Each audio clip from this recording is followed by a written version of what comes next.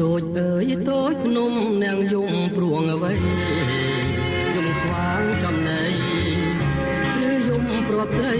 ជាទីស្នេហា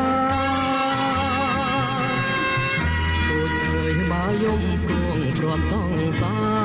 រកុំតូចចិត្តណាព្រោះស្នេហាយើងស្នេហ៍គ្មាននិស្ស័យសូរិយាកងភ្នំតូចយំក្រៀមក្រំខាងចារលំខ្ញុំរកសង្សារទាំងយប់ទាំងថ្ងៃយំព្រួងតែខាងនឹងព្រៀនចង់រាយលួងលោមប្រឡាយ